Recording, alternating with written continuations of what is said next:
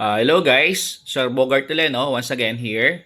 So we now proceed on to our third problem falling under the method of joints. So yung problem natin na to is basically different from the previous problem cited, not because of its degree of difficulty but rather on the unique concept that is actually involved. So ano ba yung concept na meron tayo dito na hindi natin makikita sa ibang previous problems natin? So kung narinig nyo na yung term na redundant member, so this problem features such concept. So discuss ko na lang what is meant by a redundant member if and when we are able to finally determine the location of this member within the truss figure that is being cited. So start muna tayo regarding sa problem solving. Okay guys, so as promised, so ito yung problem natin that actually features what we call a redundant member. So, basahin ko lang muna yung problem statement. For this problem, determine the loads in each of the members of the truss that is actually being shown. So, make a list of the magnitude and then the kind of load to which the members are actually being subjected. So, bilangin nga daw muna natin kung ilan yung corresponding members comprising this corresponding truss. So, you have 1, you have 2, you have 3, you have 4, and then you have 5. 5 possible members. So, eventually, hanapin na rin natin later on yung tinutukoy nating redundant member. So, ano ba yung una-una nating gagawin dito? So, once again, the very first thing that we have to do is to eventually determine the corresponding reaction. So, kompletuhin muna natin yung figure before mag-attempt muna tayong gumamit ng ating method of joint solution. So in this case, ang una-una natin gagawin is for us to be able to create or replicate the necessary or corresponding free body diagram. So gagawin natin dito from the so-called free body diagram, tatanggalin natin yung corresponding support. So dalawang support natin. At A, we have a pin or that of a hinge. And then at D, we have here a roller. So in this case, basta't meron tayong pin or hinges, meron tayong dalawang reaction, isang vertical, isang horizontal. As in the case of rollers, meron tayong isang vertical reaction. However, kung scrutinize natin yung corresponding figure, yung x component na reaction on the part of RA, which is area of x, is eventually found to be 0. Bakit 0? So, gaya ng sinabi ko sa inyo before, kung walang kokontra sa kanyang corresponding value, yung isang reaction, pwede natin siya bisang sabihin as 0. So all in all, lumalabas, pagka nakompleto natin yung ating free body diagram, meron tayong isa, dalawa, tatlo. So we have 3 forces comprising the so-called free body diagram. So ang gawin man natin dito is, iayos man natin yung corresponding free body diagram. So in this case, ano ba unahin natin once again dito? Yung pin ba, hinge, or that of a roller?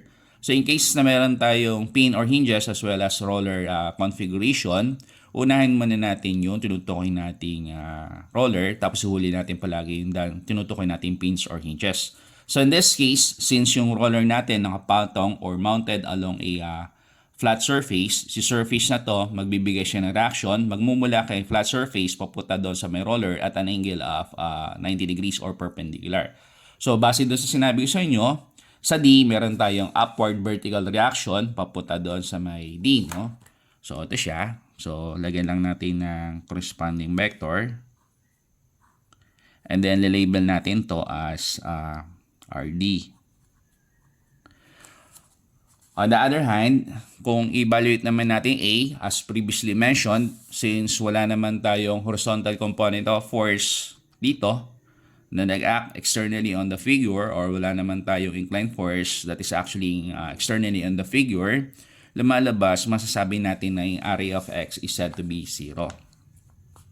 So, lagay natin, area of x is 0. So, kung evaluate natin yung figure, yung area of y niya, lumalabas, mas mataas yung tendency na siya is going up. So, ang reason kasi is kung gagawin natin siya going down, ang tendency is magro-rotate yung figure natin. So, magro-rotate siya, titikwas siya. So, titilt siya in a counterclockwise manner. So, base sa interpretation natin, lumalabas na yung reaction on the part of area of y is directed going up. Yan. Pero, di pa rin natin madi-discount yung possibility na baka mamaya si area of y is said to be going down. So, mata-check natin later on. Pero, from the looks of it, most probably, lumalabas yung area of y is said to be going up. So, susunod nating step dito is for us to solve for one of the reactions. So, once again, ano-ano yung tatlong equations na pwede natin gamitin. So, yung tatlong equations na pwedeng gamitin, so, sa concept called equilibrium, tatlong equations na ginagamit natin, summation forces horizontal, summation forces vertical, and then last one, the so-called summation of moment.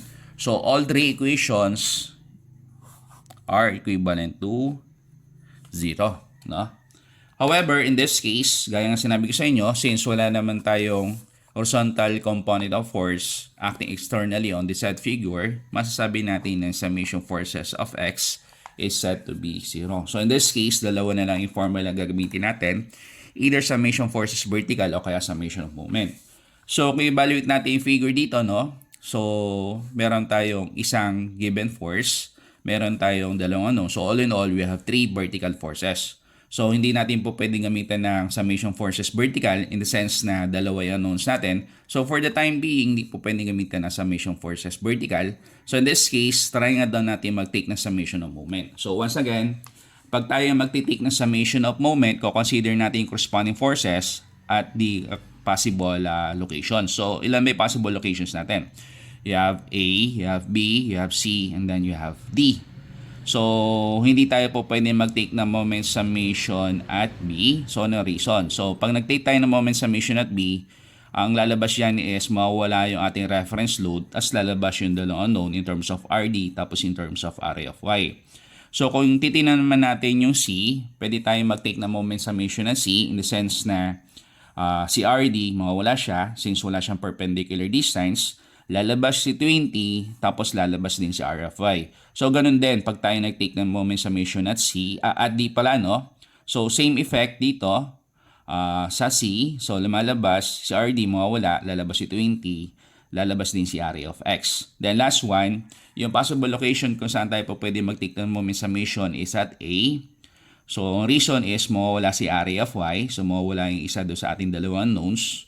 Lalabas si 20 kN as the reference load, tapos lalabas yun man yung isa sa ating unknown which is RD. So ang options natin dito is for us to take moment summations at either at A, that at C, or that at D. So ang gagawin natin dito, ang gagawin ko is for me to try to take moment summation at A. So with moment summation at A, all forces going in the clockwise manner is considered to be 0. Considered to be positive or equivalent to 0. So in this case, lumalabas, bilahin muna natin uli yung mga corresponding forces para in this case, magkaroon tayo idea kung ilan yung bubuo sa ating moment equation. So I have 1, you have 2, you have 3. So 3 possible forces. Now since tayo magtitik na moment summation at A, so anong meron sa A? Meron tayong area of Y. So since si area of Y nandoon sa may A, wala siyang perpendicular distance, instead na tatlo yung ating forces na magre-reflect sa ating moment summation at A, lalabas dalawa na lamang. So ano yan? So si 20 tapos si RD. So ganda, no? So since tayo ay magtitik na moment summation at A done in a clockwise manner, lumalabas na yung ating sign convention para sa ating 20 kN load. Lumalabas since along siya sa doon sa tinutukoy natin turning motion, si 20 kN is said to be positive. So positive 20 multiplied by ilan yung perpendicular distance mula A papunta sa B, have 4. So 20 multiplied by 4. And then gaya ng sinabi ko sa inyo, dalawa lang ang bubuo sa ating moment summation. So kung ito is positive, para siya is actually mag-0. So, lumalabas, yung susunod natin ko consider na value, which is RD, is said to be negative. So, ilan yung perpendicular distance ng RD papunta din sa A? So, you have 4 plus 3.5. So, you have a total of 7.5. So, in this case, masasolve na natin ngayon yung value ng RD. So, RD, so, check natin, no? So, you have 20 multiplied by 4 divided by 7.5. So, yung value natin for RD is you have 10.67 kN. So you have 10.67 kilonewton.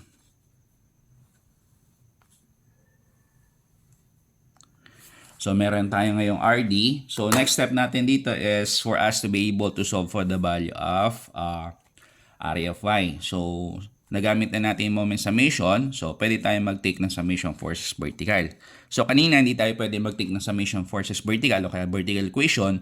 Yung reason kasi dalawa yung unknown natin. So since nag-give way na ngayon yung isa sa ating dalawang unknown, pwede na natin ngayon gamitin yung ating vertical equation. So summation forces vertical, all forces going up are considered to be positive. So kinakailangan summation natin is set to be 0. So in this case, lumalabas, unahin muna natin yung reference load si 20. So 20 going down. So pataas positive, pababa is negative. So you have negative 20. Then yung RD natin, base dito, no? So you have positive RD. Tapos, lumalabas si area of y natin going up is said to be positive. So, since wala na, is equivalent to 0. So, lagay na natin yung corresponding value. We have negative 20 plus 10.67 plus area of y is said to be 0. So, paano natin ngayon malalaman kung yung sign convention o yung direction natin on the part of area of y is said to be correct? So in this case, kailangan yung masisimplify natin value dito, lumabas siya as positive. So pagka lumabas siya as negative, i-reverse lang natin yung corresponding direction. Ultimately, ma-reverse na rin natin yung magiging resulting sign convention niya. So in this case, you have 20 minus 10.67, you have 9.33. So area of y is you have 9.33.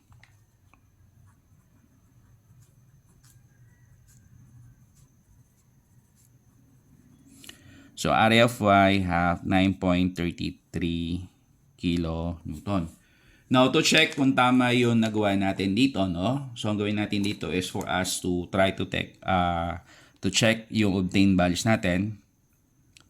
So lagay natin dito.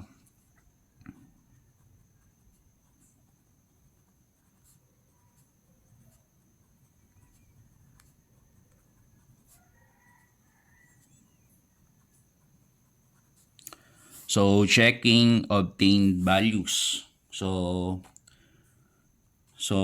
nagamit na natin si A. So, ang gawin natin dito is mamili tayo doon sa remaining locations kung saan tayo pwede mag-take ng moment summation. So, either at B, either C, or either at D. So, gawin natin dito is for us to try to take moment summation at C.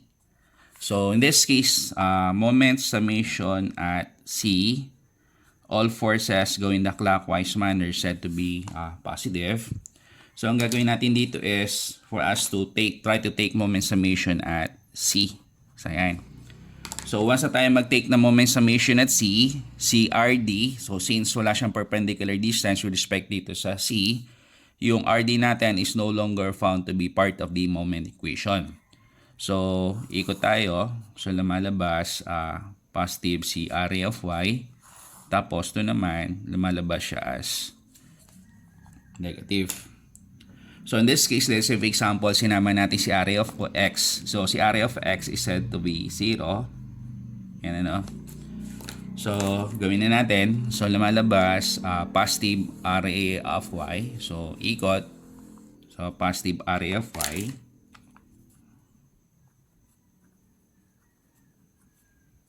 Perpendicular distance mula A papunta sa C, you have 4 plus 3.5. So, once again, you have 7.5. So, negative C 20. So, negative 20 multiplied by perpendicular distance is you have 3.5. So, assuming sasama natin yung value ng area of x. So, since wala na siyang wala siyang corresponding direction, sabihin na natin, assume natin na either positive or negative si area of x. Tapos, perpendicular distance ng A papunta sa C is you have 3 meters. Is equivalent to 0. So area of Y, you have 9.33 multiplied by 7.5 minus 20 multiplied by 3.5 positive or negative area of X multiplied by 3 is equivalent to 0. So simplify natin yung na-generate nating equation. So you have 9.33 times 7.5 minus 20 multiplied by 3.5.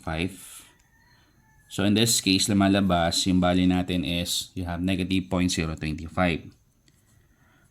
Negative 0.025 positive or negative area of X multiplied by 3 is equivalent to 0. So lumalabas dito, kung yung 0.025 di-divide natin sa 3, ang lumalabas na value dito is, you have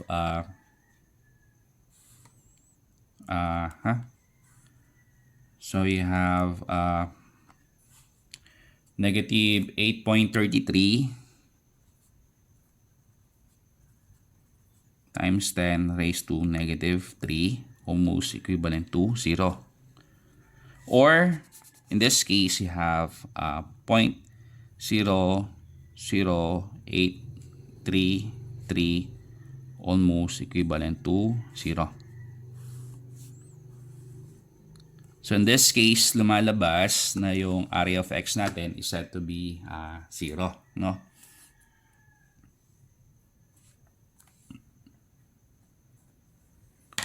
Or correct lang natin, no? Hindi pala 0, rather yung value natin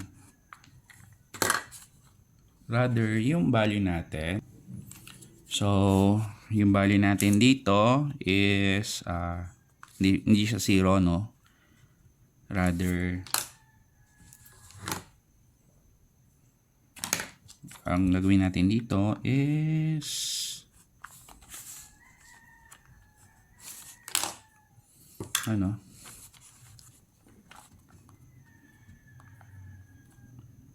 equivalent to area of X. So in this case, almost equivalent to 0 yung ating RA of X. So, in this case, masasabi pa rin natin na yung RA of X natin is said to be 0. So, for presentation purposes, si RA of X din natin sasama sa ating mga succeeding illustrations or isolations. So, yung next step natin dito, no, nakuha na natin yung corresponding reactions. So, yung susunod natin dito is for us to be able to use the so-called method of joints. So, once again, pag sinabi natin method of joints, i-isolate natin yung mga corresponding joints. So, base sa figure, you have 1, 2, you have 3, you have 4. So, 4 possible joints. So, 4 maximum possible isolations. Pero eventually, in 3 possible isolations, makukuha na natin mga required values. Pero for checking purposes, i-maximize natin, gagamitin na natin yung 4 na corresponding joints, no? So in this case, ano na ba yung mga possible joints? So yung mga possible joints natin dito is you have A, you have B, you have C, and then you have D. So gumawa na ako ng separate isolation para mas madali nyo makita yung mga succeeding isolations natin, no? So unahin mo na nga daw natin yung joint T. So once again, pag ginamitan natin na method of joints, magko-consider tayo ng joint dito containing the least number of members. So in as much as possible, yun unahin natin. So si D, dalawa yung member niya. So yun unahin natin. So pag tinignan natin yung isolation natin that is to be done at D, lumalabas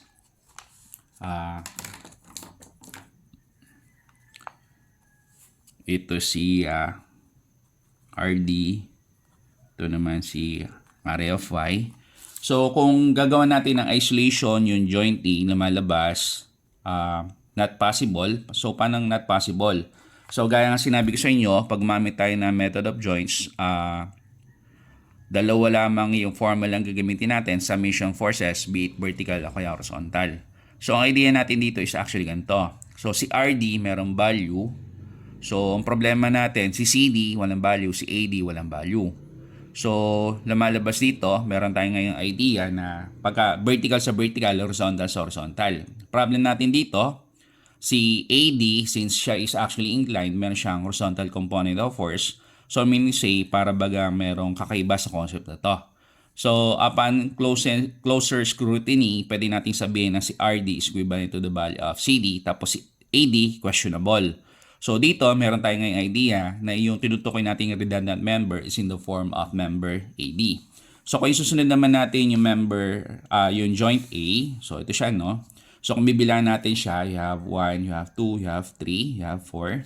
So, 3 possible members, tapos isang given value in terms of area of Y. So, lumalabas dito, tatlong inclined members. Meron silang respective x's, meron silang respective y's. So, lumalabas dito, not possible na unahin muna natin yung joint A. So, most probably, baka possible kung gagamitan natin siya ng reorientation. So, kung lilipat naman tayo sa joint C not possible. Bakit not possible? So, lumalabas kasi sa joint C, wala tayong reference load. So, para makuha natin either si BC, si AC, o kaya si CD. Then, last one is at joint B. So, yung joint B, compared to sa joint D, is actually similar. Similar in the sense na dalawa yung corresponding members. Tapos, meron tayong reference load. So, sa D, meron tayo in terms of RD. So, sa B naman, meron tayong reference load, yung external applied load na 20 kN. So, ito siya, no? So, kung titignan natin dito, pwede nating unahin yung joint B instead na joint D. So, sa joint D kasi, meron tayo dito parang konting distraction or konting problem in terms of AD. So, later on, as we go along the way, dadanan natin si AD. So, unahin muna natin si joint B. So, kung isolate natin joint B rather, no? So, dalawa yung members in terms of BC, tapos in terms of AB, meron tayong reference load dito which is 20 kN. So, once again, dalawang formulas na applicable na gagamitin natin dito. So, ang dalawang formulas na gagamitin natin dito is summation of forces, vertical o kaya horizontal. So, in this case, lumalabas na since yung ating reference load is actually vertical, so lumalabas o sinasabi sa figure natin is mag-take daw tayo ng summation forces vertical. So, by trying to take summation forces vertical, all forces going up considered to be positive. So, unahin muna natin yung reference load. So, since 20 is actually going down, so you have negative 20. So, si AB naman, kung titingnan natin, si AB, inclined siya, meron siyang X and Y component of force. Si BC naman, since siya is actually horizontal, meron lang siyang X component of force, tapos yung Y component niya is said to be 0. So, meaning to say, para ma-counter natin o mabuo ang ating vertical equation, yung component na mapagkukuha na natin, manggagaling siya in terms of AB. So si AB inclined, meron siyang Y component. So, since dalawa lang naman yung nakikita natin bubuo sa ating vertical equation, tapos yung isa naman is actually negative, pwede na natin ngayon sabihin na yung AB of Y is said to be positive. So, since wala na, sarado na natin equation natin, said to be 0, no? So, ayan. So, kung titingnan natin yung ating configuration, so since inclined to, kinakailangan meron tayong corresponding angle, or kung wala tayong corresponding angle, kinakailangan natin ng triangle dimensions. So, kung titingnan natin yung figure, no? So, ito yung figure natin. So, kailangan natin is AB. So, yung adjacent side niya is you have 4. So, si opposite side naman, para makabuo tayo ng right triangle, so 4 si adjacent side. So, yung opposite side naman is you have 3. So, 4 si adjacent side, 3 naman si opposite side. So, kung gagamitan natin Pythagorean theorem formula, eventually, yung ating hypotenuse side is said to be at a value of 5, no? So, in this case, lumalabas, breakdown na natin to, o isa natin ating equation or solution. So, you have here what? you have here negative 20, positive AB of Y. So breakdown na natin yung AB of Y. So AB of Y magiging AB sine ng theta of X is equivalent to 0.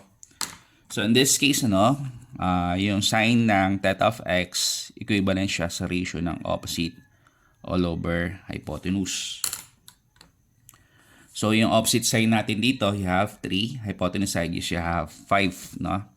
So simplify natin, you have 20 is equivalent to AB. So sine ng angle, which is theta of X, to siya, no? So opposite side is you have 3.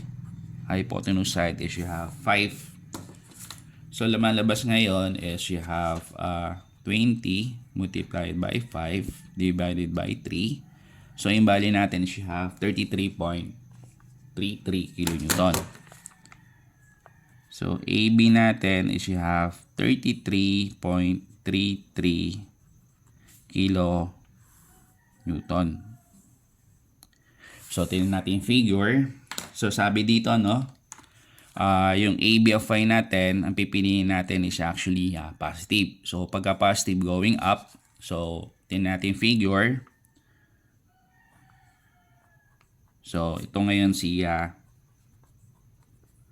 AB of Y. So since nag-given na ngayon yung Y component ng ating member AB, meron tayo ngayon ng idea na yung AB natin is papunta doon sa direction ng joint B, which is eto, no? At the same time, ma-design na rin natin kung saan ba papunta yung kanyang X component. So yung X component niya papunta going to the right. So lilabel natin siya as AB of X. So in this case, meron tayo ngayong idea kung paano natin kukuha ng si BC. So once again, gamitin na natin yung ating last formula para dito sa ating method of joints. So summation forces horizontal, all forces going to the right are considered to be positive. So in this case, meron tayong AB of X. Ang AB of X natin going to the right. So positive AB of X. So since dalawa lang naman yung nakikita nating horizontal component of force, si AB of X tapos si BC, kung saan wala pa siyang direction, meron tayong ngayong idea kung saan papunta si BC. At the same time, meron tayong idea ngayon kung siya ba is actually in tension or compression.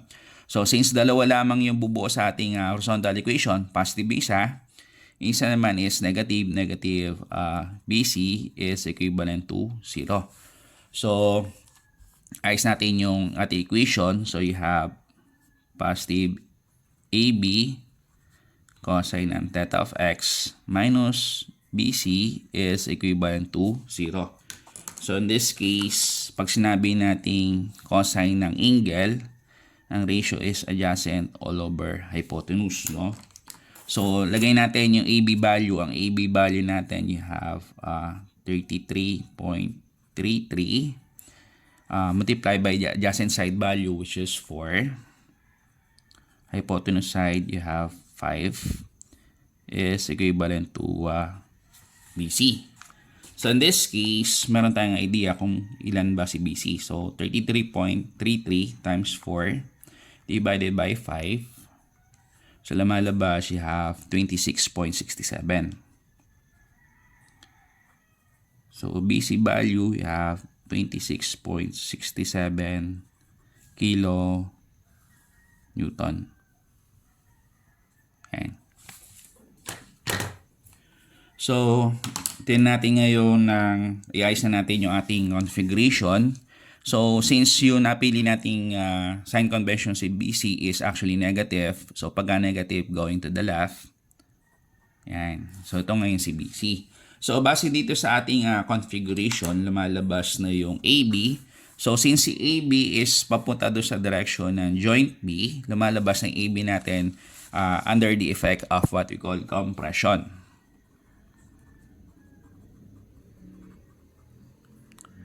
So, ganun din dito sa BC. So, since yung member BC natin, yung vector niya papunta doon sa direction ng joint B, So si BC is also under the effect of compression. Ayan. So nagamit na natin yung joint B. So ano yung susunod natin dito? I-consider. So from joint B, ang option natin is pwede tayong tumalon sa joint A or pwede tayong tumalon sa joint C. So gaya ng sinabi ko sa inyo, para meron tayong konting dilemma on the part of A kasi nga parang sa interpretation natin, parang merong anomaly dito on the part of member AD. So in this case, instead na tayo pumunta dito sa member sa joint A, instead ang gagawin natin is to try to take an isolation at joint C, which is yun nga gagawin natin. So ito na siya, no? So by making an isolation at joint C, lumalabas tatlo yung members natin. So you have member BC, you have member AC, then you have member CD. So in this case, ano, so since si BC na-determine natin under the effect of compression. So again, pag sinabi natin compression, yung arrowhead niya papunta do sa direction or do sa joint that is actually being considered. So kasi member BC natin dito is actually going to the left. So si member BC naman natin dito is actually going to the right. Ayan. So BC, na-solve na natin, no? So base dito sa ating configuration ngayon, since na-solve na natin ngayon si member BC, meron tayong idea kung paano natin kukuhanin si member AC. So since yung reference load natin dito, meron values actually in terms of BC, which is actually horizontal, ang gagawin natin dito is for us to try to take summation forces horizontal. So summation forces horizontal, all forces going to the right are considered to be positive. So in this case, so since si BC natin going to the right, ang lalagay natin ditong sign convention is actually what? Ang lalagay natin ditong corresponding sign convention is actually positive. So this case, you have positive BC. So base dito sa ating evaluation ng figure, si CD vertical, so yung X component niya is set to be 0. Si AC naman is actually inclined, so meron siyang X, meron siyang Y. So in this case, ang magiging part ng ating horizontal equation is actually si AC in terms of AC of X. So since positive na ngayon si BC, para mag-0, since dalawa lang naman yung bubuo sa ating horizontal equation, consider natin na AC is actually negative, is equivalent to 0. So once again, there's a need to break down yung value ng AC of X. So in this case, kinakailangan meron tayong corresponding angle. So AC, so kung titignan natin, ito yung triangle dimension. So yung ating adjacent side, you have 4 plus 3.5, so 7.5. So opposite side is still 3 meters. So 7.5, 3. So kung i-compute natin, you have 7.5 square plus 3 square. Kuhanin natin yung square root. So lumalabas is you have 8.078. 8.078. So this case, ano, so again, breakdown natin si AC of X. So lumalabas is you have positive BC minus AC cosine ng theta of X is equivalent to 0. So in this case, once again, pag sinabi natin cosine ng theta of X, equivalent siya sa ratio between adjacent all over hypotenuse. So ano ba yung BC? So yung BC value natin is you have 26.67. So positive 26.67 minus AC, adjacent side you have 7.5. Hypotenuse side you have 8.078 is equivalent to 0. So in this case, pwede na natin ngayon kuhanin yung value ng AC. So you have 26.67 multiplied by 8.078 divided by 7.5. So, yung AC value natin is you have 28.725. So, AC value, you have 28.725 kilo Newton. Ayan. So, since si AC of X natin, lumalabas siya is actually negative, yung X component ng AC natin, which is AC of X, ang direction niya is going to the left. Ayan. So, ito ngayon si AC of X.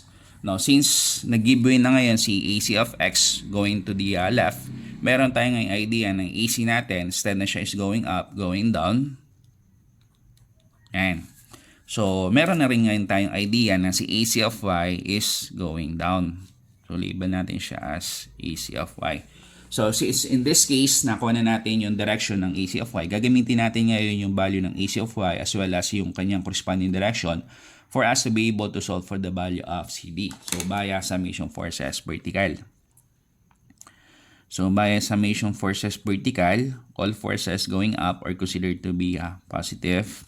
So, nag-giveaway na nga si AC of Y. So, since AC of Y is going down, negative AC of Y. So, since dalawa lang naman yung bubuo sa ating vertical equation, sarado na natin siya. So, negative, positive CD is equivalent to 0. So, you have negative AC sine ng theta of X plus CD is equivalent to 0. So, in this case, sine ng angle, you have opposite all over hypotenuse. So, in this case, lagay na natin yung AC value. You have negative 28.725. Opposite side, you have 3. Hypotenuse side, you have 8.078 plus CD is equivalent to 0. So, in this case, makukuha natin yung value ng CD. So, multiplied by 3 divided by 8.078. So, yung value is you have 10.668 o 10.668. So, CD value, you have 10.668 kilo Newton. Ayan. So, ang CD value natin is actually positive. So, positive, meaning CD value is going up.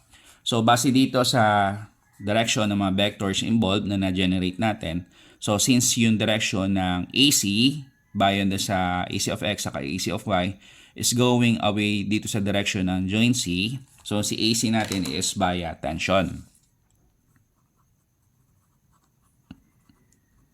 Tapos, since si CD naman natin, ang vector niya is going doon sa direction ng joint C, ang corresponding effect naman niya is via compression. Yan. So, sunod na natin yung sa pan-joint. So, tapos na tayo sa B, tapos na tayo sa C. So, ang choice natin is either at D or either at A. So, for simplification purposes, so para mas madaling intindihin later on, ang sunod natin joint is actually at D, tapos huli na lang natin yung joint A. So, at joint D, ito siya, no? So, sa joint D, ano meron sa joint D? So, sa joint D, you have member CD. So, CD to.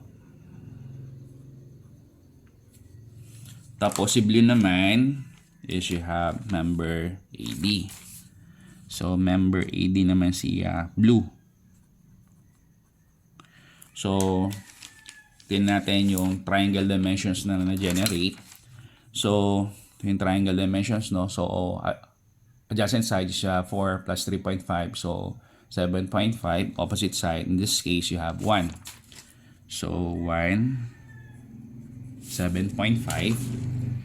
So, by Pythagorean theorem formula, so, 1 square plus 7.5 square. Kuhanin natin yung square root. So you have 7.57. So 7.57 yung ating hypotenuse side. So 7.57. Ayan. So since si CD natin dito, ang corresponding effect niya is via compression. So kung imply natin yung concept na yon dito on the part of CD using joint D instead of joint C. So si CD natin is going towards the direction ng joint D. So via compression. Ayan. So kung titinan natin ngayon, so CD to, no? So sa ilalim naman, sa ilalim meron tayong RD at ang RD natin is 10.67. So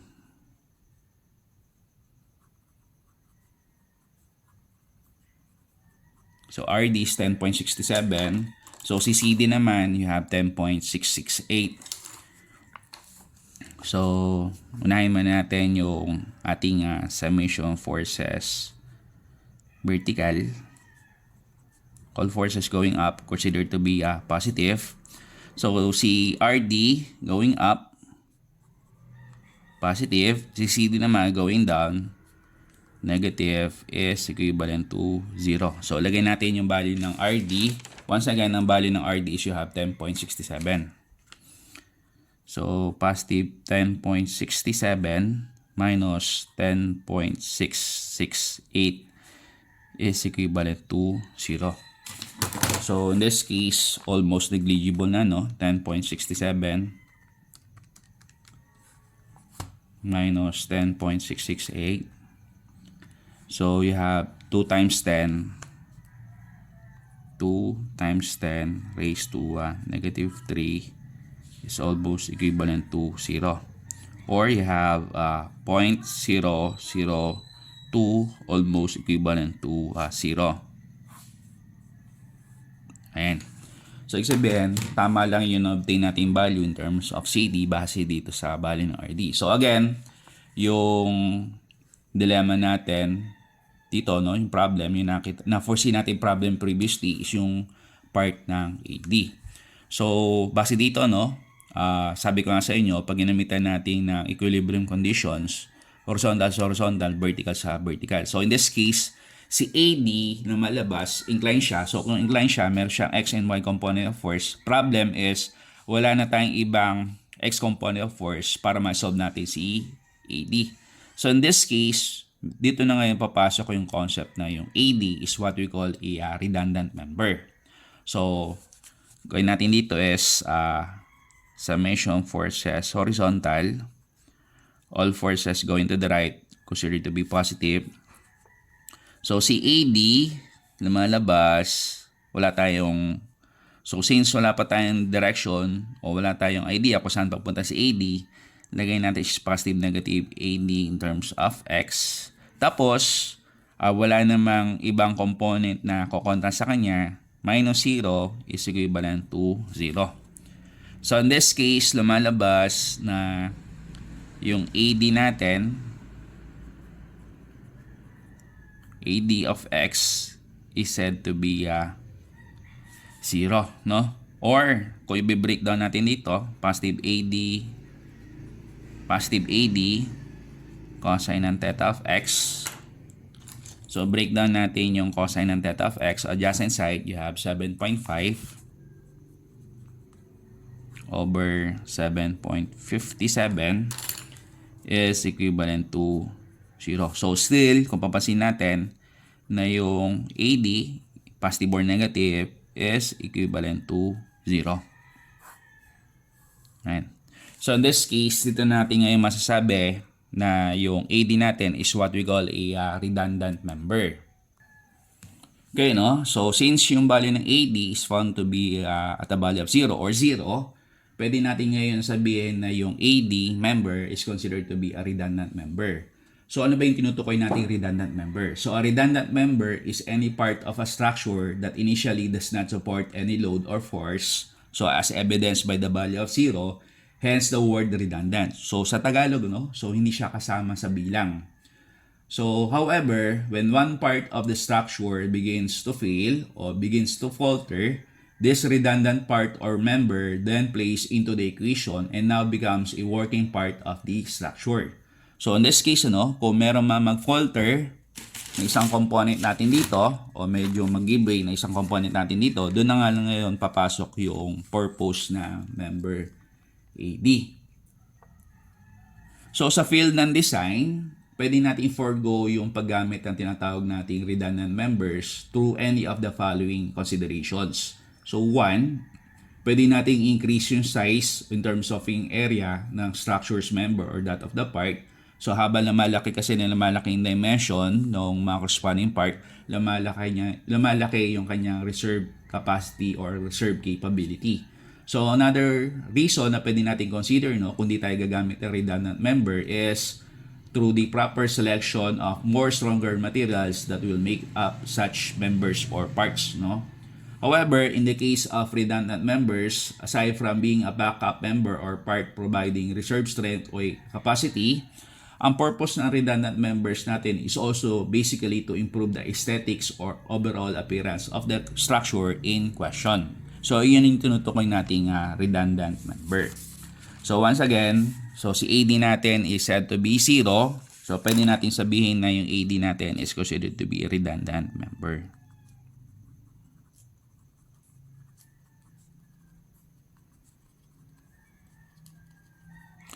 So, redundant member siya. Ayan. So, sunod na natin yung ating last joint that has yet to be considered.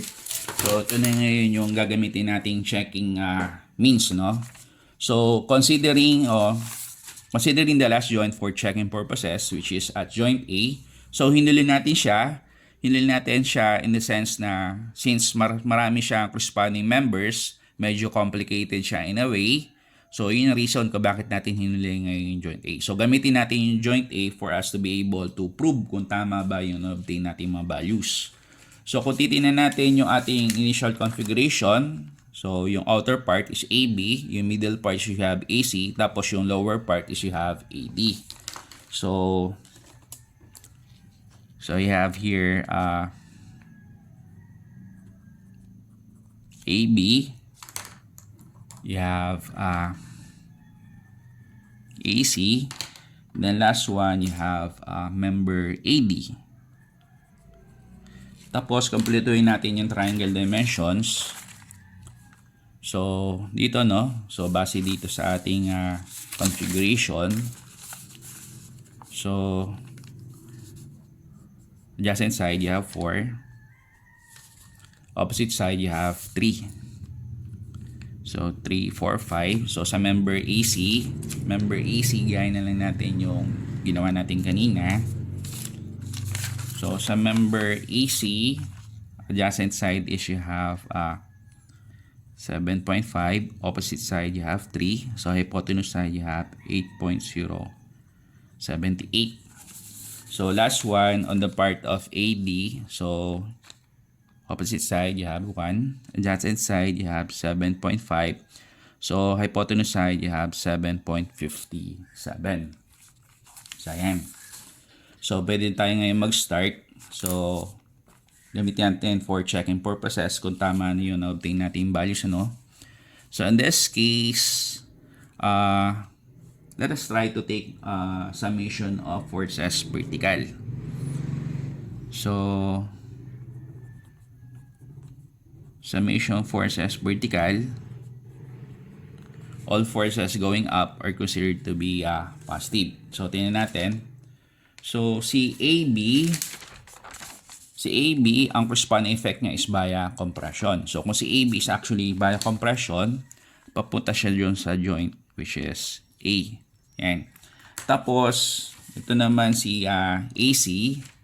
So, si AC naman, ang corresponding effect niya is via tension. So, si AC naman is papalayo doon sa direction ng joint A, which is, yan,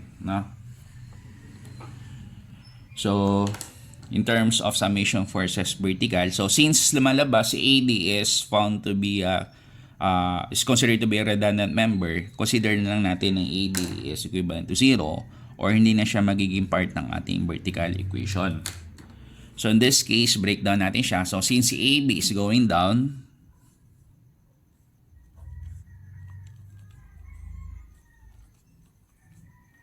yan. So AB of Y niya, yung Y component niya is said to be negative. Tapos, so since si AC naman is by tension, so kung i-breakdown natin siya, ito naman ngayon si AC of Y. So, by trying to take summation forces vertical, so si area of Y is actually positive. Si AB of Y is said to be negative. Tapos si AC of Y is said to be positive. AC of Y, positive. So, hindi na natin sasama si AD of Y kasi nga lumalabas na si AD value is said to be 0. Yan.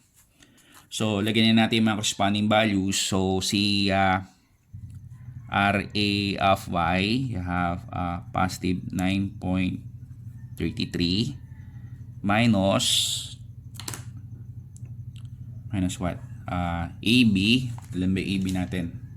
So, AB value natin is you have 33.33. So, sulat natin dito, you have 33.33 kilonewton. Si AC naman, ang AC value natin is you have 28.725. AC value you have 28.725. 28.725 kilonewton. So, gamitin na natin yung mga listed values natin, no? So, AB is you have 33.33.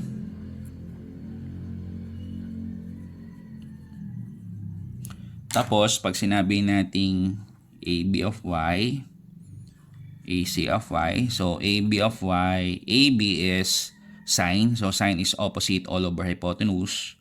So, AB is ito. Opposite side is you have 3. Hypotenuse side, you have 5. So, sa AC of Y naman, opposite side is you have 3. Hypotenuse side is you have 8.078. So, 33.33 multiplied by 3 over 5 plus AC value, you have 28.725. So, multiplied by 3 all over 8.078 is equivalent to 0. Ayan. So, simplify natin yung ating value. So, lumalabas, you have 9.33. 9.33 minus 33.33 times 3 divided by 5 plus 28.725 times 3 divided by 8.078. So, lumalabas na yung ating values. You have negative 1.367.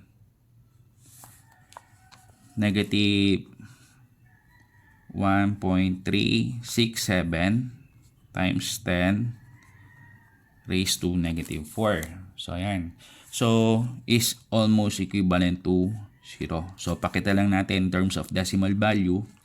Negative 0.0001367 is almost equivalent to 0.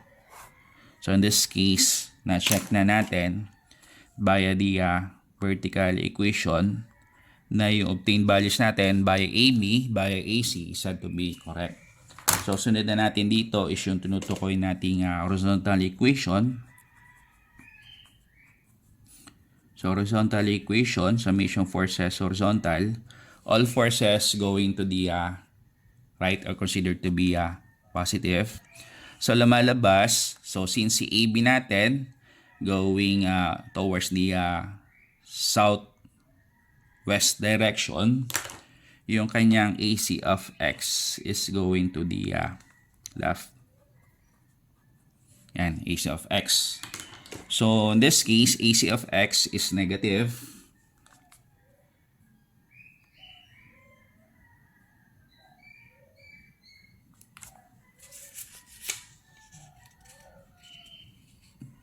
Rather, mali pala, no? So, hindi pala AC of X, rather AB of X. Mali yung mali yung ating na-consider na initials. So, AB of X. Yan. So, since AB of X natin is going to the left, negative sign convention. Tapos, si AC of X. So, since si AC natin is going in the northeast direction, ito ngayon si AC of X. So, AC of X is positive. So, once again, since si AD is actually 0, no need para ipakita natin yung value yung value ng AD of X. So, sara na natin is equivalent to 0. So, negative AB, you have 33.33, negative 33.33. So, again, pag sinabi natin AB of X, AB, so you have 4 all over 5 in terms of AC naman. So, you have 7.5 tapos 8.078. So, 33.33 multiplied by 4 divided by 5 plus AC value. Ano yung AC value natin? You have 28.725, no? Tapos you have 7.5, 8.078 is equivalent to 0.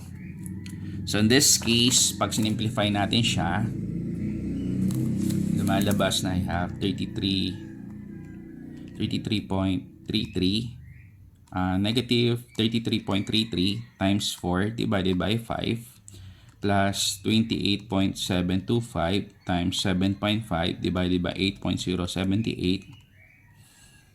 So you have 5.658 positive 5.658 times 10 raised to negative 3, almost equivalent to 0. So in this case, you have what? 0.005658, almost equivalent to 0. So in this case, na-check na natin siya, no? And so iayos na natin yung ating tabulation. So sulit natin dito sa ating table. So unahin muna natin si AB. So si AB, ang value niya is 33.33. So AB value is you have 33.33 kilonewton.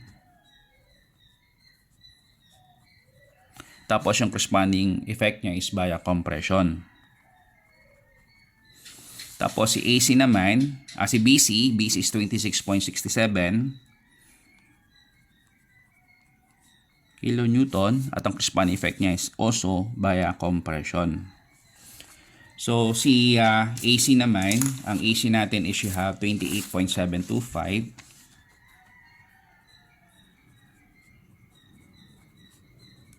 kilonewton, tapos yung effect naman niya is via tension. So si AD, bali lumalabas dito, no? AD is 0. So AD is 0 kilonewton. So redundant. So again, redundant, di siya kasama sa bilang. So initially wala siyang purpose, pero eventually pagka nagkaroon tayo ng failure on one of the part of the members, eventually doon na ngayon papasok yung purpose ng ating member AD. So si CD naman, you have 10.668.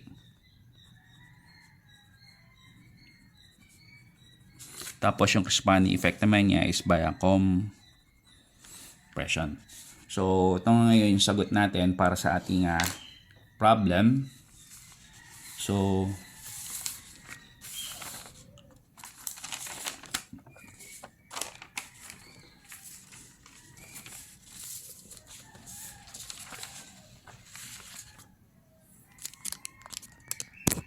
natin na-generate ating solution.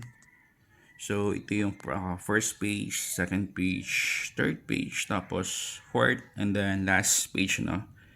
So, ito, no? So, that concludes our discussion for problem number 3. So, gaya sinabi ko sa inyo, ito yung problem natin, features what we call a redundant member. So, once again, kung meron kayong, kung kailangan nyo ng file regarding the solution generated, kindly see the comment below. So, nakapin siya. So, pwede kayong mag-request ng access o mag-request kayo ng permission in order to access the said file or access the said solution. So once again, no, kung appreciate nyo yung ating discussion, kindly leave a comment, ano. So once again, kung hindi pa kayo part o hindi pa kayo subscriber ng aking channel, pwede kayong mag-subscribe sa channel ko, no. So Gerald Sir Bogart Robles. So for any future videos or video tutorials for this subject or for other subjects as well na aking nahawakan. So iyon lang guys, ano. Thank you for listening.